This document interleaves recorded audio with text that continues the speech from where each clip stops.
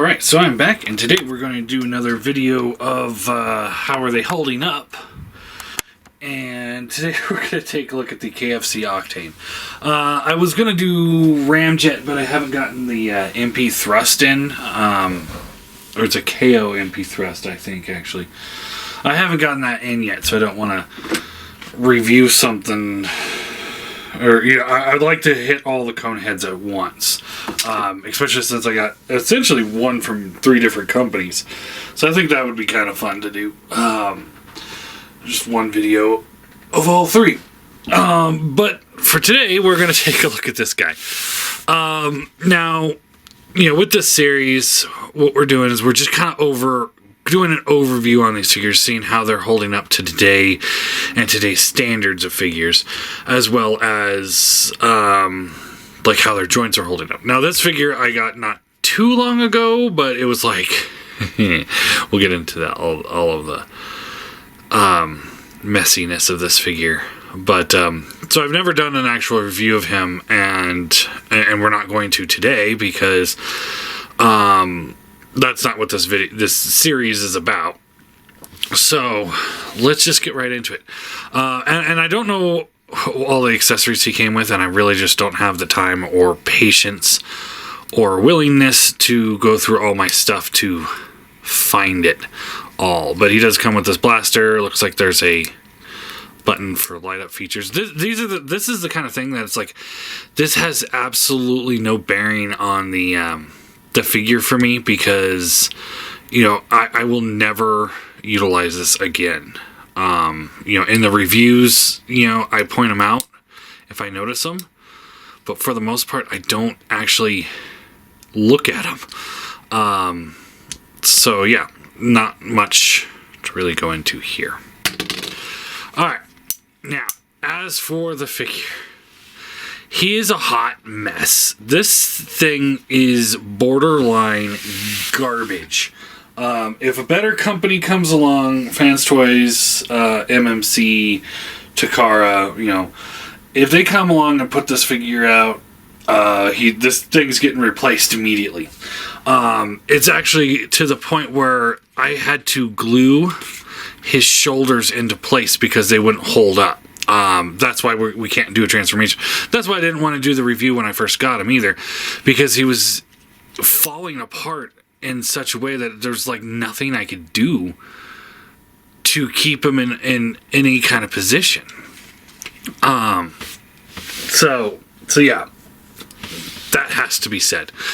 Let's see here. His head is on the ball peg, so you get the left, right, little wiggle, little up, little down. It's also on this hinge that's also a lot looser than the ball joint is, so when you go to manipulate the head, you're more likely to get it flipped back. Ratcheted shoulders, and then they're ratcheted out to the side. These, again, they're tighter than the joints that were holding this stuff, this whole assembly onto the body, which is what was causing it to just kind of flop off. When I say floppy, this thing was like, you take it, you shake it, and it's just like pieces everywhere. Which is part of the reason why I had to glue it all together. Bicep swivel, double hinged elbow, up to there, and a little bit backwards too. I want to say, yeah, I'm pretty sure he was assembled wrong as well. I think this arm was on this side and this arm was on this side, and I had to flip it around or something. I can't remember. There's something really funky with the elbows. I can't remember exactly what. I had to do some work on this guy. He's got a wrist swivel. Thumb is on one of those tiny little ball pegs, and then friction hinges here and here. So he's got 3 points of articulation on his thumb. And then the same thing on the fingers, little tiny ball pegs from the palm into the fingers, and then 2 points of articulation on each finger, so meaning 3 points altogether. All in all, they work, they look good, but I wouldn't call them stable. Waist swivel, you can hear like there's inconsistency in the joint. Nice click there, and then thunk, thunk, thunk, thunk. And it got caught up in the back here. There we go. So you can't really move it too far without it getting caught up. Move the hip skirts out of the way. You got ratchets out to the side to there. Also inconsistent there. Ratchets up and down. There's a thigh swivel that's really loose. Hinges at the knee. Ratcheted, but it seems pretty loose. Oh, and then there's another hinge. This is just a mess of joints in there. And then he's got a rocker on the foot, but it's super loose. And then there's a hinge here as well that's also pretty loose. This one's worse because they put all the die cast in this in the feet. So it's just like, all that weight is just bearing down on it. And then they make this bottom piece. I don't think it's die cast. I think just the toes and the heel are die cast, but this plastic is so smooth that, especially on my glass shelves, this thing just he slips all over the place. The wings are also very loose, both on this hinge and this hinge. Kind of a soft ratchet, kind of going in and out, but on the actual hinge that holds the wing up, it's pretty loose. Backpack is not super stable. But one thing I can say that works well with him is when you plug the gun in, it stays in there pretty good.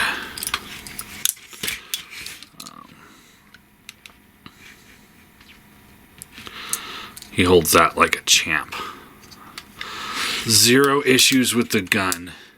And overall, is not many issues with the sculpt because I do think he looks pretty good. He's just a mess, though. Here he is with the Takara Starscream, so you can see that. Yeah, he's also a shelf eater. I mean, this thing, you have to have a lot of space for a shelf, for shelf on the, or a lot of shelf space for this guy because of that wingspan. That's more of a character design error, really, than KFC's fault on this, but. Yeah. So in the end, multiple issues with stability, multiple issues with everything from joint inconsistency to the fact that his feet are loose but also smooth, so it's hard. I actually had to get some poster tack under his feet to put him on my shelf. Otherwise, he wouldn't stand. He's that's how bad it is. Pieces having to be glued together just to keep a coherent figure. This thing is not well built at all in any way, shape, or form. There's nothing positive I can say about the materials or the engineering. I got nothing. I would rate this thing a 2 out of 10.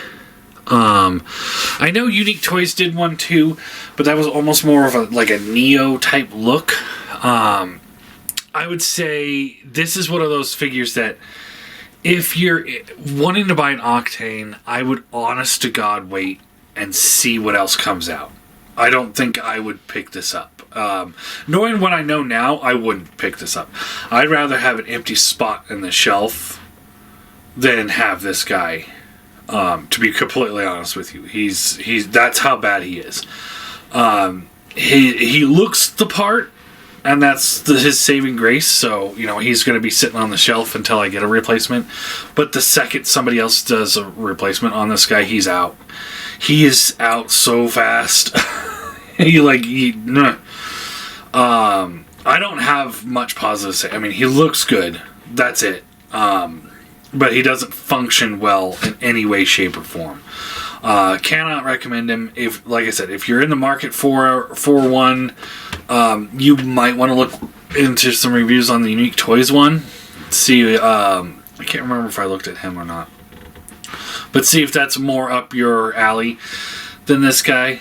But as it sits for me, I don't want it.